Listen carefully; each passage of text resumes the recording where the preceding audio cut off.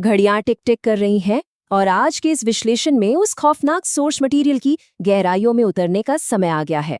बचपन में गुड़िया कितनी मासूम, प्यारी और सुरक्षित लगती है ना? लेकिन आज जिन तथ्यों को हम डिकोड करने वाले हैं वो इस मासूमियत की पूरी धारणा को पलट कर रख देंगे। ये कहानी है एनाबेल की, एक ऐसा नाम जो खौफ और खामोश दहशत का दूसरा नाम बन चुका है। चलिए इस अंधेरे सफर की शुरुआत करते हैं। कुछ गुड़ियों में मौत बसती है। सीधे सोर्स से ली गई ये एक लाइन ही काफी है इस मामले की गहराई को समझने के लिए। कोई लंबी चौड़ी भूमिका नहीं, ये शब्द अपने आप में इतने भारी और स्पष्ट हैं कि ये साफ कर देते हैं कि यहाँ किसी साधारण घटना का विश्लेषण नहीं हो रहा है। ये एक ऐसी वास्तविकता है जहाँ एक बेजान चीज खौफ का साक्षात रूप बन गई। मासूमियत का खतरनाक चेहरा और एक शैतानी दरवाजा। सोर्स के मुताबिक एनाबेल को सिर्फ एक बच्चों का खिलौना समझना एक बहुत बड़ी भूल होगी। दुनिया की सबसे डरावनी गुड़िया के रूप में इसका जो वजूद है वो सिर्फ खेलने के लिए नहीं था, बल्कि ये कुछ और ही भयानक चीज बन चुकी थी। अब जरा इस विरोधाभास को देखिए। एक तरफ है एक आम मासूम सा खिलौना जिसे पूरी दुनिया बिल्कुल सुरक्षित मानती है, लेकिन दूसरी तरफ है एक शैतानी दरवाजा। इस पूरे मामले का सबसे रोंगटे खड़े कर देने वाला पहलू यही है कि कैसे एक बिल्कुल साधारण सी दिखने वाली चीज एक डार्क पोर्टल या दरवाजा बन सकती है जिसे कोई भी इंसान कभी नहीं खोलना चाहेगा। ये विरोधाभास सच में डरावना है। तो चलिए चलते हैं 1970 में, खौफ की शुरुआत और घर में प्रवेश।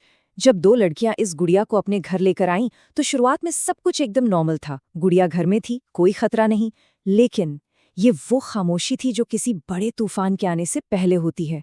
खौफ चुपचाप अपनी जड़ें जमा रहा था और किसी को इस बात का रत्ती भर भी अंदाजा नहीं था।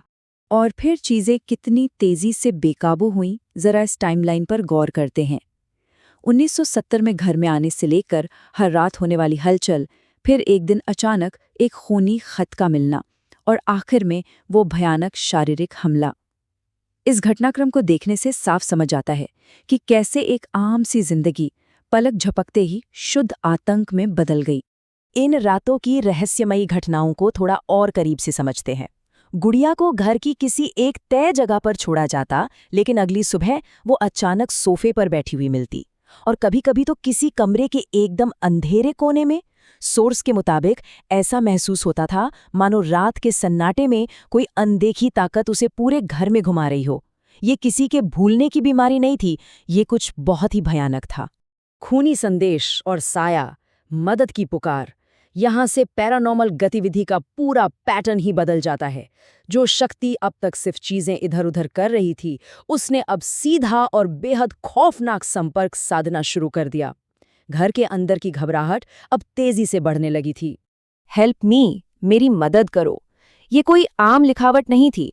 सोर्स मटेरियल स्पष्ट रूप से बताता है कि घर के अंदर मिले एक कागज पर ये शब्द पूरी तरह से खून से लिखे गए थे। उस दहशत की जरा कल्पना कीजिए। एक बेजान गुड़िया, रात का सन्नाटा और खून से सना हुआ मदद मांगता एक पैगाम। ये एक बहुत ही डरावनी चेतावनी थी। यहाँ कहानी एक पल के लिए रुकती है और एक बड़ा सवाल खड़ा होता है। क्या ये किसी भटकी हुई आत्मा का काम था? क्या कोई ऐसा इंसान जो अब इस दुनिया में नहीं है, वो उस गुड़िया के जरिए मदद मांगने की कोशिश कर रहा था? इस सवाल पर विचार करना जरूरी है, इससे पहले कि उस सच का सामना किया जाए जो आम सोच से भी परे है। लेकिन सच्चाई उस सोच से भी कई ज्यादा खतरनाक थी। सोर्स एकदम साफ शब्दों में बताता है कि वो जो काला साया घर में दिखाई दे रहा था वो कोई इंसानी आत्मा या भूत प्रेत नहीं था। वो दरअसल एक दानव था, एक डिमोनिक एंटिटी, यानी सामना किसी ऐसी शक्ति से था जो कभी इंसान थी ही नहीं, बल्कि वो शुद्ध बुराई का एक रूप थी। ये खुलासा पूरे मामले को एक बेहद खतरनाक दिशा में ले जाता है। दानव का हमला और एक हिंसक अंत।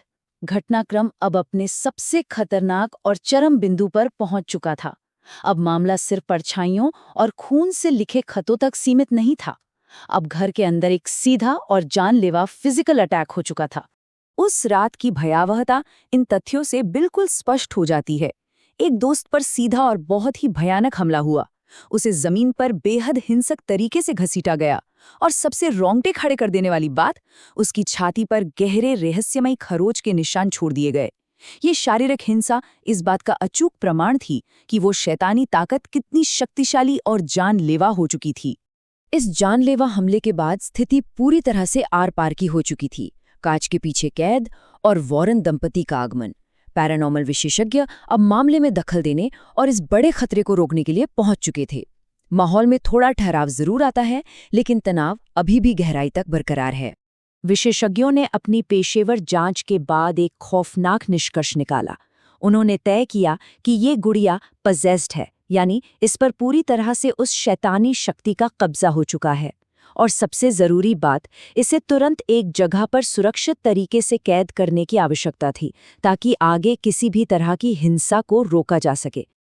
और उसी का नतीजा है ये चेतावनी, वार्निंग, डू नॉट ओपन, इसे मत खोलना। आज भी एनाबेल को एक कांच के बॉक्स के अंदर बंद करके रखा गया है और ये चेतावनी उसी बॉक्स पर हमेशा के लिए चिपका दी गई है। ये किसी पुरानी कहानी के खत्म होने का संकेत नहीं है, बल्कि एक ऐसे खतरे की निशानी है जो आज भी उसी कांच के पीछे मौजूद है। तो इस पूरे विश्लेषण के अंत में क्या संदेश छिपा है? ये एक रोंगटे खड़े कर देने वाली याद दहानी है। तथ्य हमें बताते हैं कि अगर किसी भी इंसान का सामना कभी ऐसी किसी गुड़िया से हो जाए, तो उसे कभी भी किसी भी हाल में छूना नहीं चाहिए, क्योंकि इस बात की बहुत अधिक संभावना है कि वो गुड़िया उसी इंसान को देख रही हो।